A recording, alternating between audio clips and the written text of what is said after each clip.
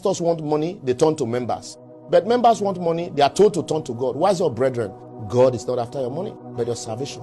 For these pastors have fleeced more people of their hard-earned money and made more people poor and depressed than they have actually saved people. Beware of false prophets who come to you in sheep clothing, but inwardly are ravaging wolves. That's what the Bible says. What God cannot do does not exist. And a lie. There are billions of things God cannot do. God gave you a brain, he cannot do the thinking for you.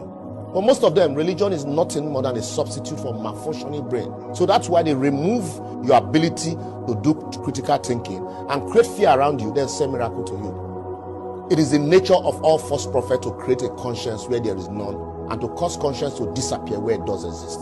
As our pastors are the one now destroying Christianity. It is not in doubt that religion is the opium of the masses, and a lot of false prophets have taken advantage of this to deceiving unsuspecting followers for their own benefit.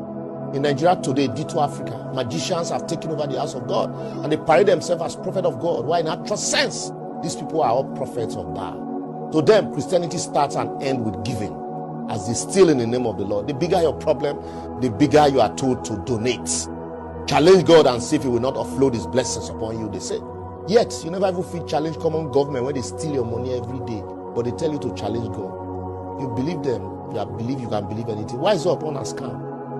So that's why they remove your ability to do critical thinking and create fear around you, then send miracle to you. That fear, the key that unlocks the pocket of the rich and the poor and gullible. They tell you, even though I walk through the valley of the shadow of death, I will fear no evil, but the Lord is with me. Yet they drive around with bulletproof cars and number of mobile police, enough to form a battalion, as they frighten you not to give to the poor woman in the village who they claim is a witch, that will take your gift to coven and tie your destiny. So rather bring it to the church so that the pastor will lay hand on it and before he gives it away. All on a job. That's 419 mentality.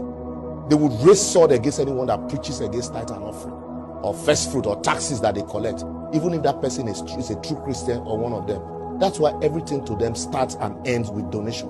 Let 20 people come out to give 1 million naira.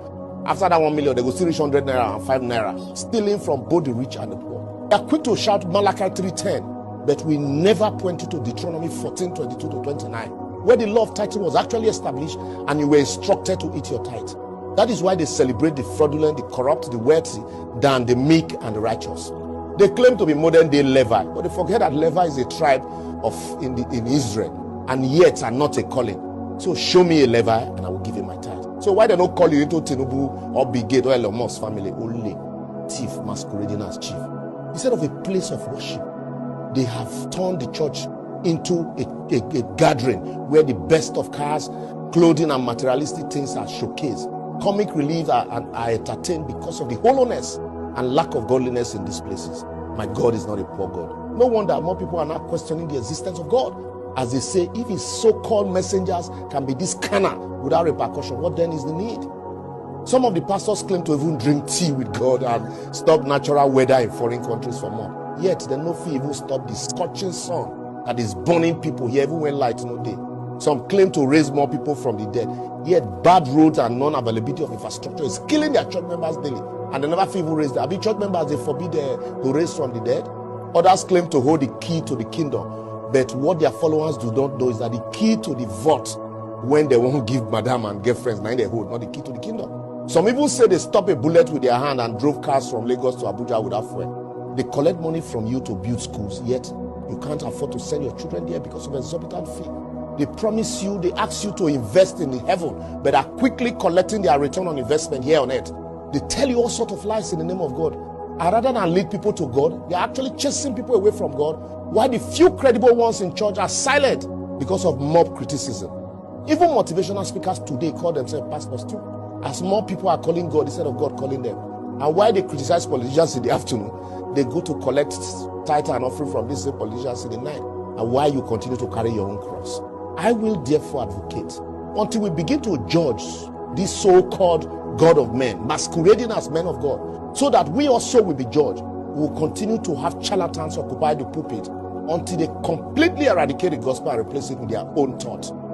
True religious leaders must urgently rise up and speak up if they must salvage the already bad situation. To return to higher standard of living, the church, CAN, PFN, and all other associations must abandon this so-called prophet and seek new leaders of their own choosing.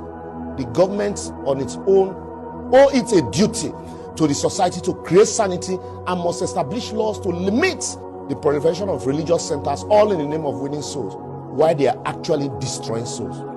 If you like, insult me from now till today. It will not stop me from calling out your pastors. So, well, let me listen to your insults on our comment section.